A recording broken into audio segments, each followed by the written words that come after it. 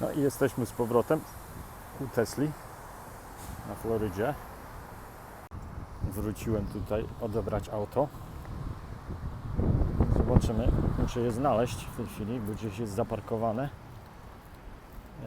Gdzieś tutaj na tym parkingu. Zaraz się przyjrzymy, gdzie ono stoi. Powiem zaraz dokładnie, co się stało. O, już widzę auto.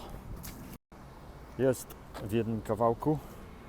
Okazuje się, naprawili. Stało tutaj, nie wiem, z 4 dni. No okej, względne oględziny wskazały na to, że nic z autem na zewnątrz przynajmniej nie jest uszkodzone, także miejmy nadzieję, że jak odjadę, to się wszystko okaże, że działa tak jak powinno. Też w samym układzie jezdnym, który się zepsuł, to Wam zaraz opowiem dokładnie, co się stało, bo to jest ciekawa historia. Jak się okazuje, wszystko się psuje, auta elektryczne też. A stało się to właśnie, no, tak nieciekawie, bo dość daleko od domu, bo pojechałem do Miami i okazało się, że pewnego dnia dojechałem tutaj bez problemów, jechałem tak 2 dni, przespałem się po drodze, to jest tak 1300 mil, czyli jakieś 2000 km w jedną stronę no i przyjechałem tutaj bez problemu, wszystko było fajnie i jednego dnia po prostu chciałem odjechać i nacisnąłem na ten pedał akceleratora, czyli gaz po staremu i usłyszałem z tyłu taki jakiś wybuch i auto stanęło, to znaczy ruszyło troszeczkę do przodu, ale potem nie jechało dalej i pełno tutaj się pojawiło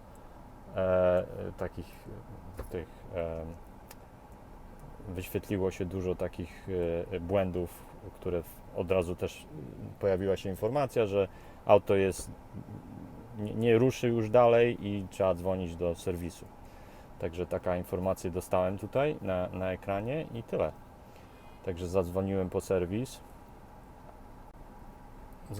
serwis i przyjechali, zabrali auto, no a ja byłem tutaj, także wróciłem do domu w sumie. Zobaczymy, jak to jest teraz. Wracamy do domu. Home. Ile nam to pokaże tutaj?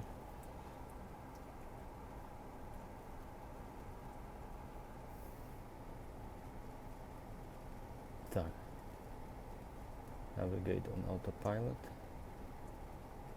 Tak, 1300 mil. 1300 mil w jedną stronę jest.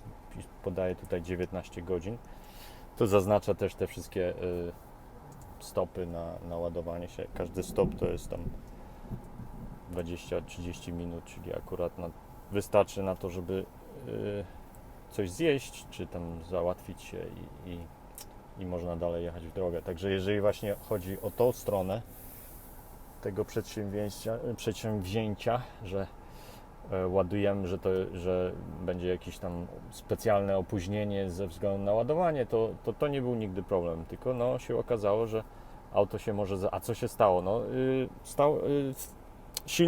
inwerter w silniku, może to było spowodowane tym, że no, auto ma już 3 lata, także to jest taka pierwsza, że tak powiem, pierwszy defekt taki, który mnie zatrzymał. Czyli nie mogłem używać auta dalej, czyli taka awaria, która wymagała serwisu. Auto jest na gwarancji, czyli zrobili tą całą robotę za darmo. Także tutaj też nie było jakichś problemów, żebym musiał o coś tam walczyć. Trwało to kilka dni. No i stało się to, że to się stało powiedzmy 2000 km od domu, no to jest trochę taka no już pech, nie? To trudno tutaj winić Teslę o to.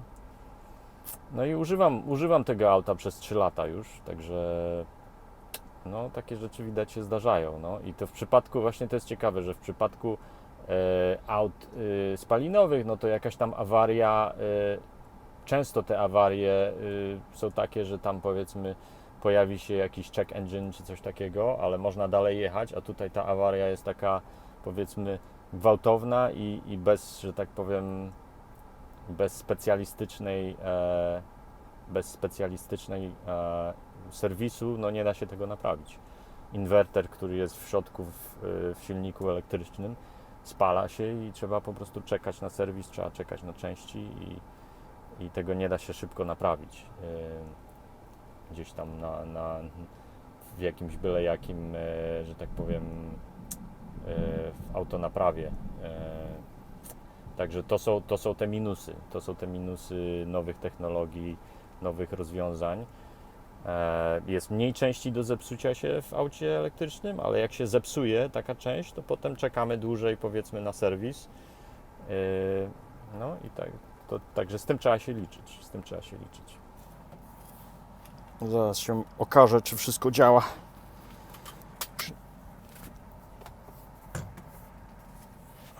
Auto ruszyło.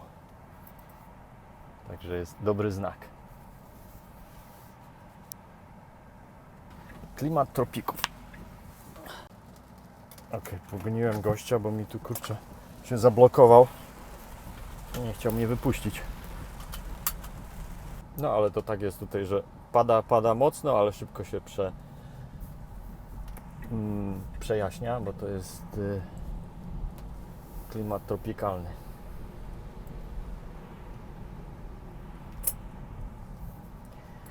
No, także auto jeździ, przyspiesza i tak jak przyspieszało. Także znowu z drugiej strony to nie była aż taka tragedia. Naprawili wszystko za darmo. Lepiej, że to się teraz zepsuło. Lepiej, że się ten inwerter teraz spalił, niż powiedzmy za 2 lata. Czy tam za ileś lat, jakbym nie miał gwarancji już.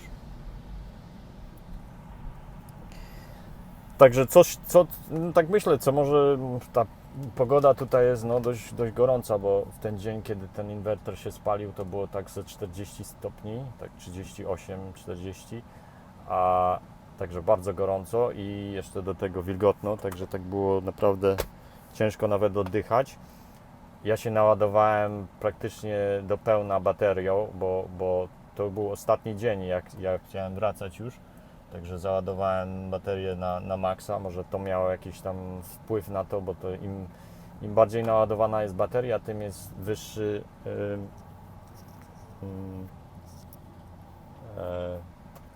bardziej stan jest tam 4, bo ona się waha pomiędzy tam 3,8 V do tam ileś 4 V i im większy stan jest naładowania, tym jest wyższe napięcie.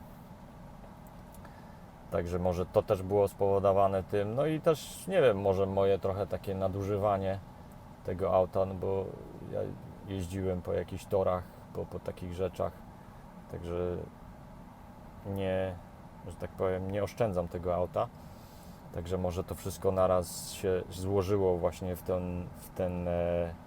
ten defekt, nie? Który i to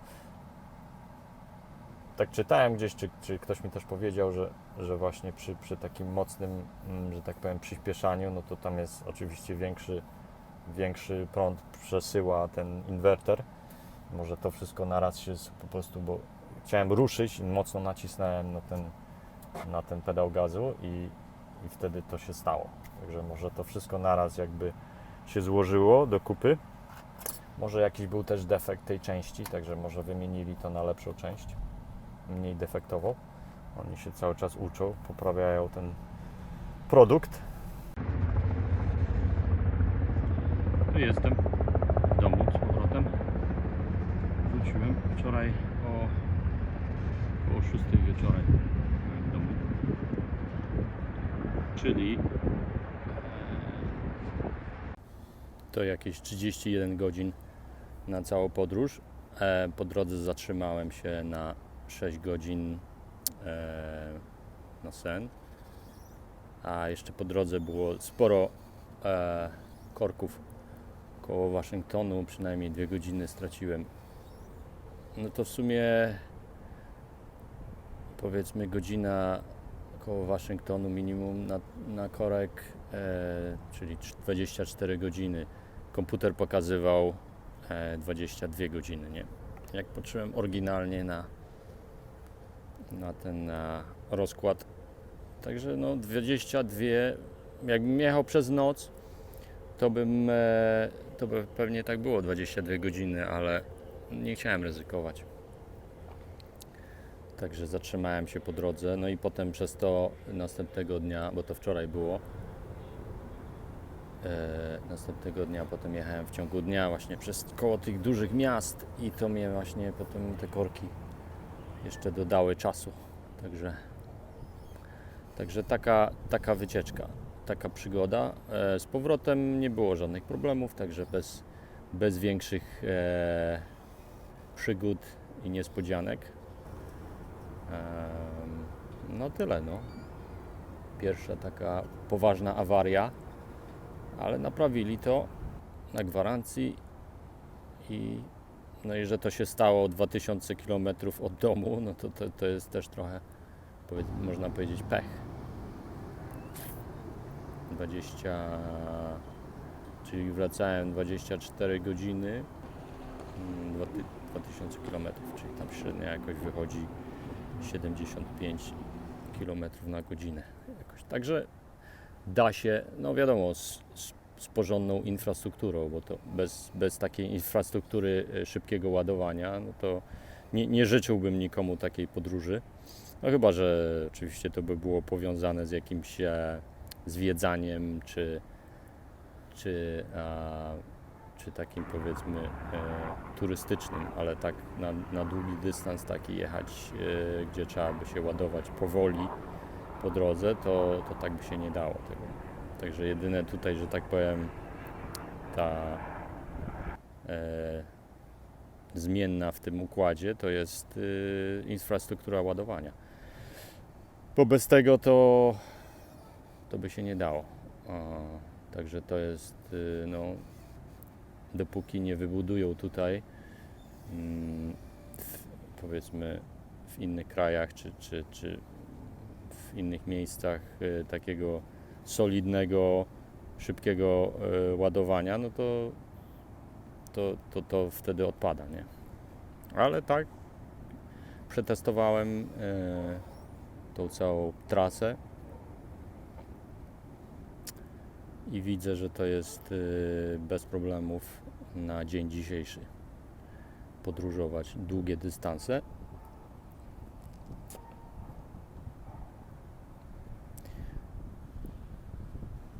Także tyle chciałem sprawozdanie z tej wycieczki zdać.